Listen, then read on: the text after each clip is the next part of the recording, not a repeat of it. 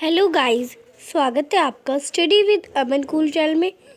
आज हम लाए हैं शिक्षा निदेशालय राष्ट्रीय राजधानी क्षेत्र दिल्ली की कार्य पत्रक नंबर 11 जो कि क्लास 8 के लिए है। सब्जेक्ट आपका सामाजिक विज्ञान है और जो कि इतिहास की बुक से है। जो आपका अभी चैप्टर चल रहा था वो अब आपका ख़त्म हो चुका है। अब हम पार्ट 2 पढ़ेंगे इतिहास का, ईस्ट इंडिया कंपनी का पूर्व में आगमन। तो ये 2 नवंबर की वर्कशीट है आपकी। आप अपना नाम लिख लेंगे और अपनी क्लास टीचर का नाम लिख लेंगे। तो हम इस वर्कशीट में पढ़ेंगे कैसे ईस्ट इंडिया कंपनी का पूर्व में आगमन कैसे आई। मुगल बादशाहों में औरंगज़ेब शक्तिशाली बादशाह थे और आखिरी भी थे। 1707 में इनकी मृत्यु हो गई थी और इनकी मृत्यु के बाद बहुत सारे सूबेदारों ने अपनी क्षेत्रीय रियासतें कायम कर ली। इधर 18वीं सदी के उत्तरार्ध तक राजनीतिक क्षितिज पर अंग्रेजों के रूप में एक नई ताकत उभरने लगी थी। अब सूबेदार आपको पता है क्या होता है? जो अब हमारे राज्य हैं वो ऐसे ही एक जगह को सूबेदार संभालते थे, तो उन्हें सूब कहते हैं या सूबे कहते हैं। तो वो अपनी क्षेत्रीय रियासत का कायम करने लगे क्योंकि बादशाह तो मर गए थे। और 18वीं सदी के बाद से अंग्रेजों की ताकत उभरने लगी क्योंकि वो कब्जा जमाने लगे। एक छोटी व्यापारिक कंपनी के रूप में भारत आकर धीरे धीरे वह इस देश के नीति निर्धारक बन बैठे। और जो हमारे अंग्रेज थे वो एक छोटी सी कंपनी से लेके आए और धीरे धीरे सबको मारने लगे, सब पे कब्जा जमाने लगे और देश का शासक बनना चाहने लगे। तो या बन बैठे या बन गए, नीति निर्धारक बन गए। तो ये कैसे संभव हुआ, आइए देखते हैं। 1600 ईस्वी में ईस्ट इंडिया कंपनी ने इंग्लैंड की महारानी एलिजाबेथ प्रथम से पूरब में व्यापार का चार्टर यानी इजाज़तनामा हासिल किया। तो 1600 सदी थी या ईस्वी कह सकते। ईस्वी में ईस्ट इंडिया कंपनी ने जो इंग्लैंड एक देश है उसकी जो महारानी थी एलिजाबेथ, उन्होंने वहाँ से सबसे पहले यहाँ पे व्यापार करने का चार्टर लिया यानी इजाज़त हासिल कर ली। इसके अनुसार कंपनी को पूरब में व्यापार का एकाधिकार मिल गया और महारानी के आदेश से या उनकी इजाज़त से उन्हें एकाधिकार मिल गया। यानी इंग्लैंड का कोई और अपनी कंपनी इस इलाके में ईस्ट इंडिया कंपनी से होड़ नहीं कर सकती थी। अब कोई कंपनी उनसे होड़ नहीं कर सकती। इसके द्वारा कंपनी समुद्र पर जाकर नए इलाकों को खंगाल सकती थी और ये जो कंपनी थी ईस्ट इंडिया कंपनी वो नए इलाकों पे जाके खंगाल कर सकती थी। वहाँ से सस्ती कीमत पर चीज़ें खरीद कर उन्हें यूरोप में ले जाकर ऊंची कीमतों पर बेचकर मुनाफा कमा सकती थी। लेकिन ये शाही दस्तावेज दूसरी यूरोपीय ताकतों जैसे फ्रांस, डच, पुर्तगाल को अरब के यानी पूरब के बाज़ारों में आने से नहीं रोक सकता था। जब तक इंग्लैंड के जहाज अफ्रीका के कैप ऑफ गुड होप का चक्कर लगाकर हिंद महासागर पार कर भारत पहुँचते, तब तक पुर्तगालियों ने गोवा में अपना ठिकाना बना लिया था।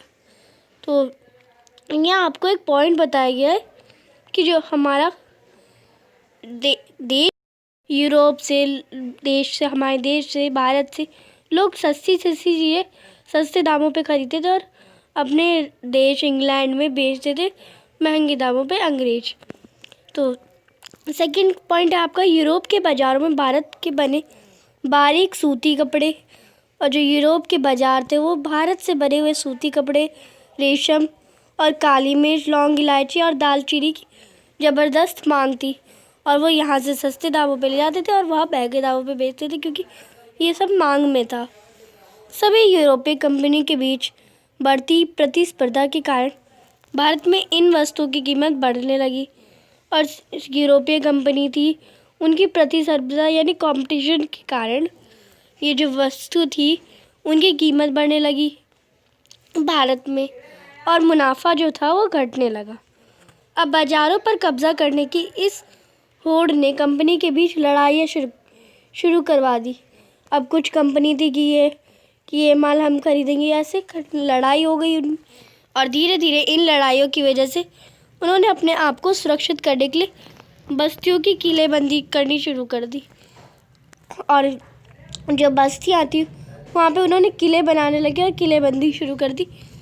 इस कारण उनका टकराव स्थानीय शासकों से भी होने लगा। और जो स्थान के शासक थे, जैसे अगर हम कोई राज्य ले ले, बंगाल ले ले या दिल्ली ले ले, स्थानीय शासक से भी उनका टकराव होने लगे, जो राज्य का मुनाफा खोने के कारण इन व्यापारिक कंपनियों से पहले से ही दुखी थे।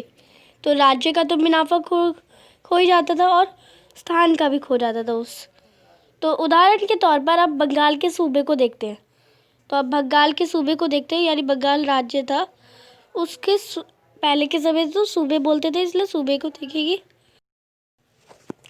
1651 ईस्वी में हुगली नदी के किनारे पहली इंग्लिश फैक्ट्री शुरू हुई थी, जहां निर्यात होने वाली चीज़ों को जमा किया जाता था। ये बंगाल के बारे में बताया गया आपको।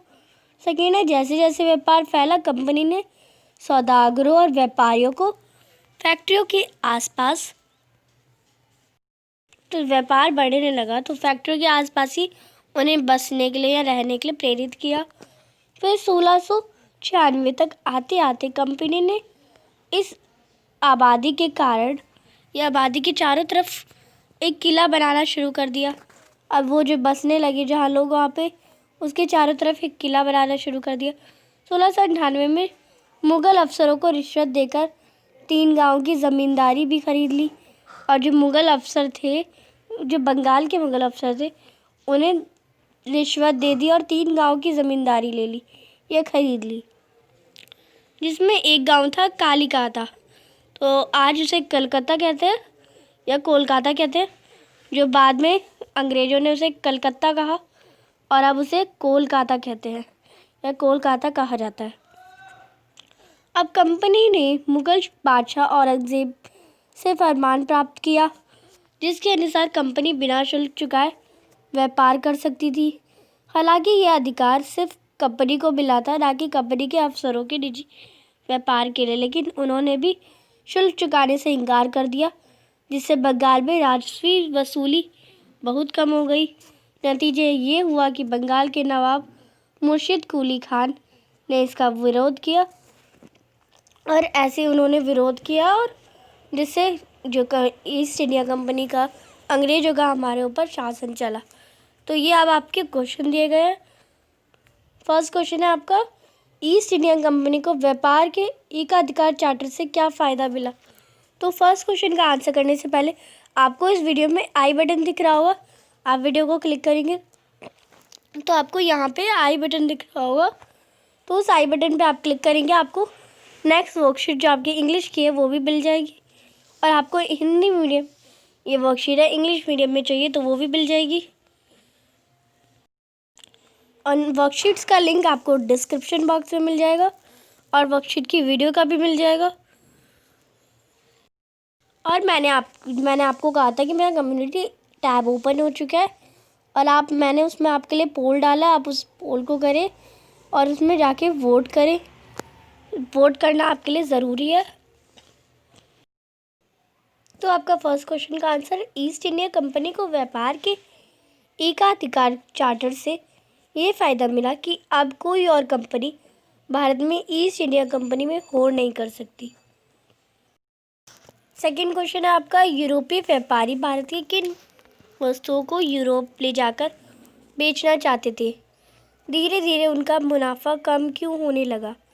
तो आंसर, यूरोपीय व्यापारी भारत से सूती कपड़े, रेशम, काली मिर्च, लौंग, इलायची इत्यादि यूरोप ले जाकर बेचना चाहते थे। बाद में यूरोप से अन्य कंपनियों के आने के कारण जो कंपटीशन था, या आप प्रतिस्पर्धा लिख सकते हैं, प्रतिस्पर्धा बढ़ गया और उनका मुनाफा कम होने लगा, क्योंकि यूरोप की ज़्यादातर कंपनियां भारत में ही आ गई इसलिए। थर्ड क्वेश्चन है आपका, बंगाल के नवाब ने ईस्ट इंडिया कंपनी का विरोध करना क्यों शुरू कर दिया। तो आंसर, जब कंपनी के अधिकारी तथा कर्मचारियों ने निजी व्यापार करते हुए यानी टैक्स कर को आप देख सकते हैं, टैक्स देने से बड़ा कर दिया तो बंगाल में राजस्व वसूली बहुत कम हो गई। इसलिए बंगाल के नवाब ने ईस्ट इंडिया कंपनी का विरोध करना शुरू कर दिया। और बंगाल के नवाब कौन थे, आपको पता ही होंगे। बंगाल के नवाब मुर्शिद कुली खान थे, तो उन्होंने उसका विरोध करना शुरू कर दिया। फोर्थ है आपका, किसी भी क्षेत्र में एकाधिकारी किस प्रकार आपके जीवन को प्रभावित कर सकता है। अपने जीवन के किसी उदाहरण तथा द्वारा विस्तार पूर्वक लिखिए। तो आंसर है आपका, किसी भी क्षेत्र में जब एकाधिकार होता है तो हमारे अधिकारों का हनन होने की संभावना अधिक होती है।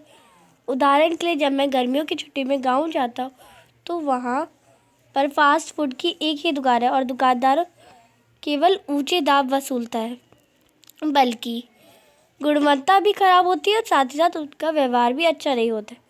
तो ये आपका फोर्थ क्वेश्चन का आंसर था। तो आपकी आज की वर्कशीट कंप्लीट होती है।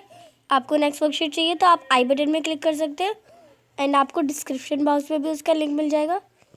प्लीज़ सब्सक्राइब माई चैनल और इस वीडियो को लाइक करें। Thanks for watching video. Bye bye guys.